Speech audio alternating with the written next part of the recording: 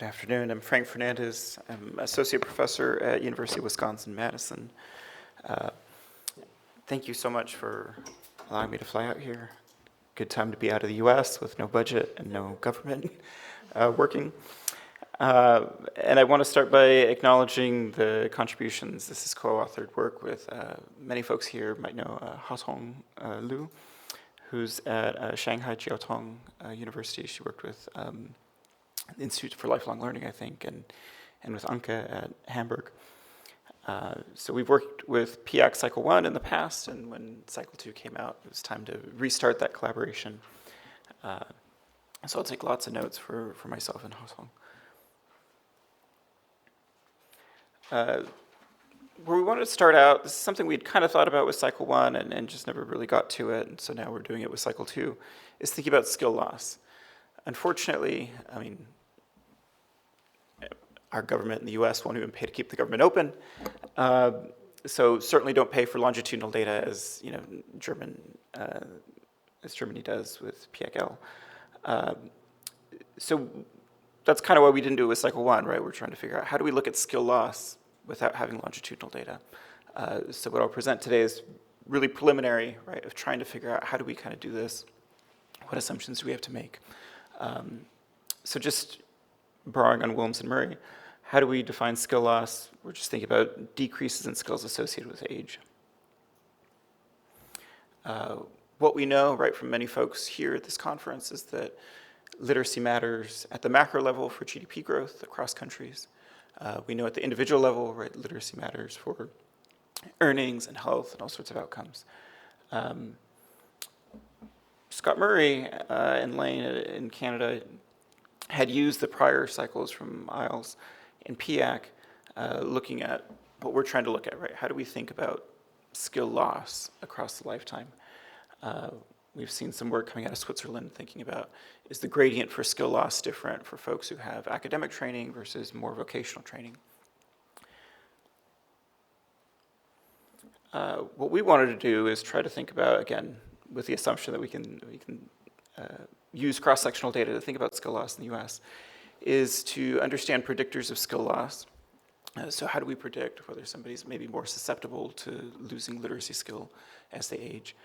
And then thinking about prevention opportunities, right? What we're kind of calling like a social vaccine, right? Is there something that we can do, something that we can promote to prevent skill loss that's associated with age, to get rid of the effect of age on being susceptible to skill loss across the data set.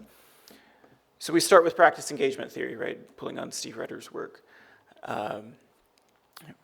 originally from the 90s, and then they tested it with German data with PIAAC-L, but trying to look at increasing literacy proficiency. So what are the practices? Is it education, right? What is it that promotes growth in literacy proficiency over time? And basically, we wanted to take, inspired by Retter's work, by practice engagement theory, and can we reverse the PET hypothesis, right? Can we think about the inverse?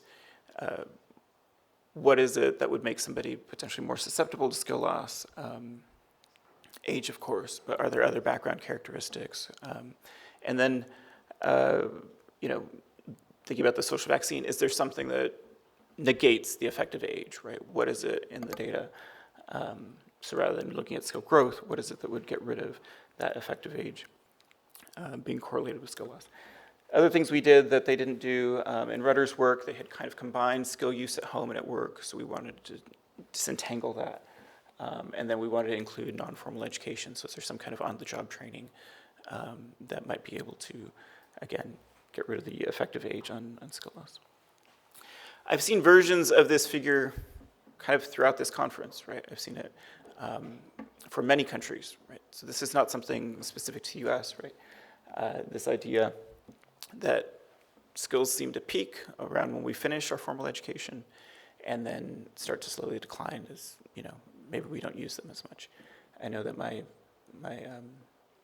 ability to do calculus and stats training has declined since grad school, right? Every year I teach, I feel more out of touch with the students who are still taking their stats classes. So what we did, again, this is a rough, there's got a lot of assumptions in it, and it's a rough proxy. but we took the mean at 25 to 29, right? And we looked at folks who are below the mean for age groups beyond that, right? So are you, again, this doesn't mean that anybody has lost skills, right? Because we don't have longitudinal data to say that. But are they susceptible to skill loss, right? Are they somewhere below the mean of where the peak literacy proficiency is? And then we threw in our usual demographic control variables, so age, gender, immigrant status, parental, are you a parent, right? Do you have children? And then years of education. We use the indices for skill use, right? So the 4, reading at home, reading at work, writing at home, writing at work. Some great sessions yesterday we talked about maybe we need to break those indices apart, right? And look at the individual components. So that's definitely something that we're going to continue looking at. And then in terms of non-formal education, we look at training in the past year using that specific variable from the International Codebook. And that's something that we're going to continue trying to tease apart, right? Are there different ways of potentially looking at training or development? Potentially people pursuing, right, even formal credentials later in life. But what are our preliminary findings? In the first models, we see kind of every age cohort, every 5-year age band is associated with being more susceptible, potentially more susceptible to skill loss. But then as we start adding in our control variables, we do see that starting to go away.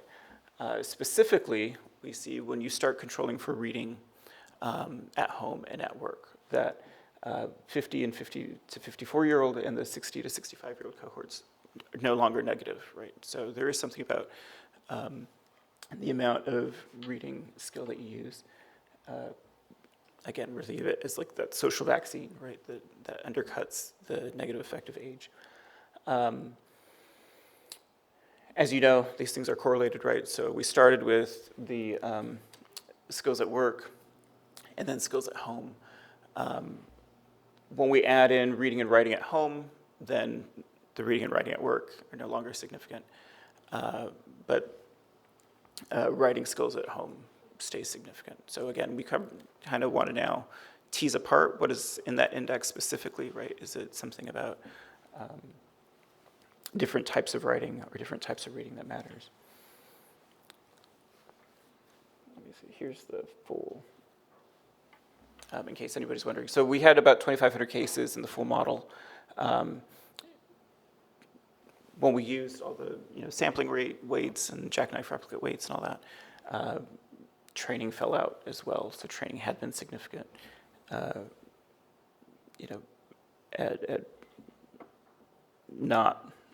If you had engaged in training, then you were less likely to be susceptible to skill loss. So as we're continuing to move forward with this work, we're still trying to think about different target populations. So immigrants were highly susceptible to skill loss. Of course, education always related to skill attainment and then skill loss. Continue to think about what are we doing with PET and with the PET hypothesis. So again, they had aggregated everything, so we really want to keep focusing on this, trying to tease apart, is it skill use at home, is it skill use at work, how do those matter differently? And then with future steps, as I say, breaking apart the indices, but then also trying to think about what are other variables that have to do with training or skill use, potentially even adding in some things like smartphone use, tablet use, right? Trying to figure out what are the specific activities that we can try to promote to think about negating that relationship between age and loss of proficiency. So I thank you in advance for your questions and your comments and your suggestions. As I say, this is still preliminary work. We're still looking forward to continue developing it, and I appreciate your comments.